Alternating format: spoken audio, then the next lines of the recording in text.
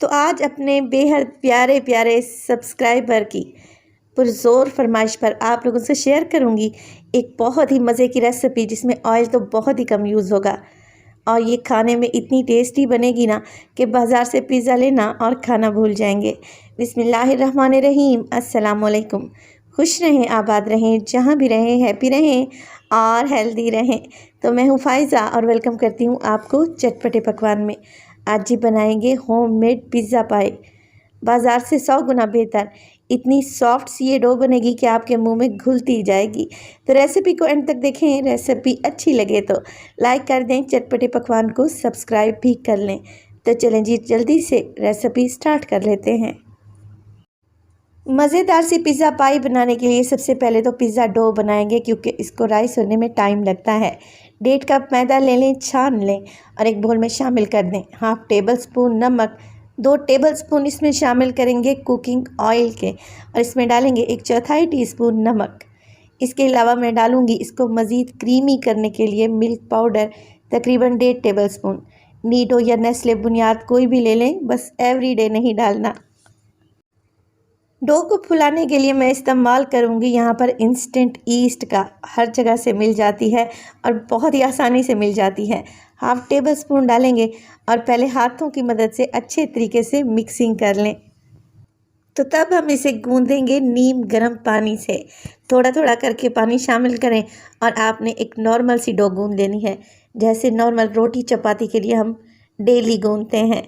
आटा इकट्ठा हो जाए तो इसे काउंटर पर ले आएँ और इसमें डालें 1 टीस्पून ऑयल और फिर देखें आप लोगों ने इस तरीके से इसे खींच कर अच्छे से मुलायम कर लेना है।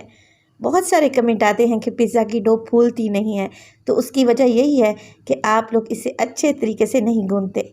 हथेली की मदद से प्रेस करें और इस तरीके से डो को नीट कर लें, यहाँ तक कि ये चिपकना बंद हो जाए। ये देखें कितनी अच्छी सी डो गूंद चुकी है, एकदम सॉफ्ट और मुलायम सी। इस पर लगाएंगे हल्का सा ऑयल और इसे कवर लगा कर रख देंगे। तकरीबन 1 से 1.5 घंटे में ये अच्छे तरीके से फूल जाएगी, क्योंकि वेदर अभी अच्छा खासा गर्म है। स्टफिंग बनाने के लिए मैं लूँगी 2 से 3 टेबल स्पून कुकिंग ऑयल एक कढ़ाई में और डालेंगे 1/2 टेबल स्पून अदरक और लहसुन का पेस्ट। तो अदरक लहसुन के पेस्ट को मिक्स करें और अब इसमें शामिल करेंगे चिकन, जो कि मेरे पास है 1 पाव के करीब। बोनलेस इस्तेमाल कर रही हूँ और मैंने इसे लंबे लंबे से स्ट्रिप्स में काट लिया है। तो जो भी कटिंग आप करेंगे सब्जियों की या चिकन की, इस रेसिपी में आपने उसकी शेप को एक जैसा ही रखना है। तो चिकन को मैंने लंबे स्ट्रिप्स में काट लिया है। अब मैं इसकी भुनाई करूँगी इतनी कि इसका पिंक कलर वाइट हो जाए। जैसे ही 3 से 4 मिनट के बाद चिकन अच्छे से भुन जाए, आप इसमें डालें नमक 1/4 टीस्पून। इसमें शामिल करेंगे मोटी कुटी हुई लाल मिर्च 1/4 टीस्पून और इसमें डालेंगे, मेरे पास है ये ज़ीरा पाउडर 1/4 टीस्पून। काली मिर्च का पाउडर भी 1/4 टीस्पून ही डलेगा। धनिया पाउडर इसमें 1 टीस्पून डाल दें और इसमें डालें पिसा हुआ गरम मसाला तकरीबन 1/4 टीस्पून या 2 से 3 चुटकी के बराबर। 2 टेबलस्पून इसमें सोया सॉस भी डलेगी। चलें जी सब चीज़ों को अच्छे तरीके से मिक्स कर लेंगे और मज़ीद 1 से 2 मिनट के लिए भुनाई कर लेंगे अच्छे तरीके से, ताकि चिकन में इन सारे मसालों का फ्लेवर आ जाए। यहाँ पर मैंने कुछ सब्जियाँ भी काट कर रखी हुई हैं, जिसमें मेरे पास है देखें जूलियन शेप में कटी हुई गाजर तकरीबन 1 कप ही प्याज लूँगी सेम कटिंग में कटा हुआ।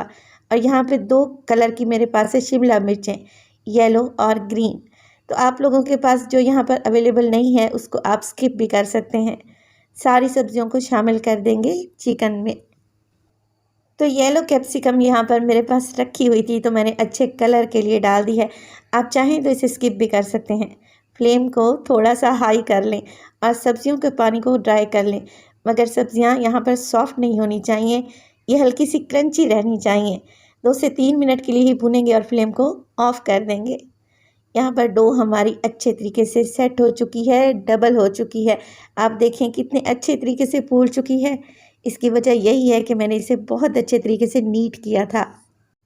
तो अब इसकी सारी हवा को बाहर निकालेंगे। आप देखें ये डो कितनी जालीदार बनी है, ये एक परफेक्ट डो की निशानी है।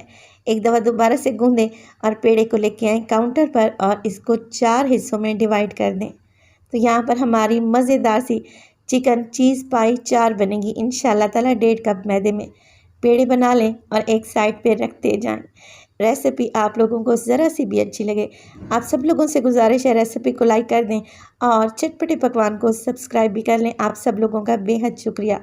अब देखें, एक रोटी बेलें मीडियम साइज़ की छोटी सी, और फिर इसके सेंटर में लगा देंगे स्टफिंग, जो कि मज़ेदार सी हमने बना कर रखी हुई है।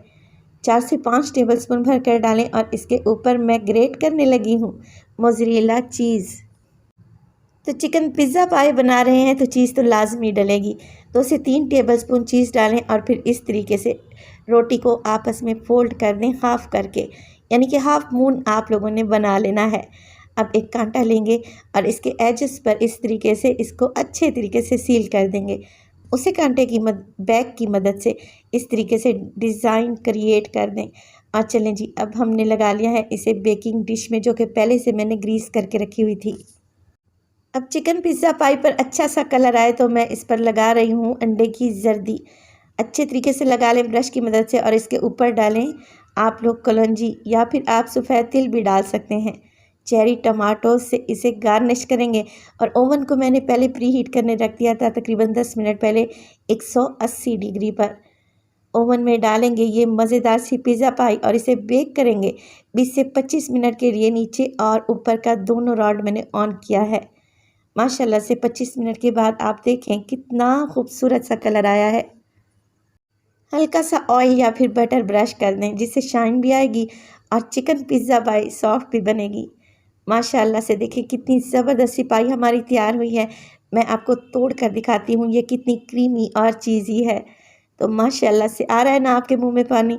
रेसिपी को घर में ज़रूर ट्राई कीजिएगा। आप लोगों को अच्छी लगे तो लाइक कर दें, चटपटे पकवान को सब्सक्राइब कर लें और अपने फैमिली और फ्रेंड्स में भी शेयर किया करें। अपना बहुत सारा ख्याल रखिएगा। फ़ाइज़ा को भी अपनी दुआओं में याद रखिएगा। मुझे दीजिए इजाज़त। टिल देन, अल्लाह निगहबान।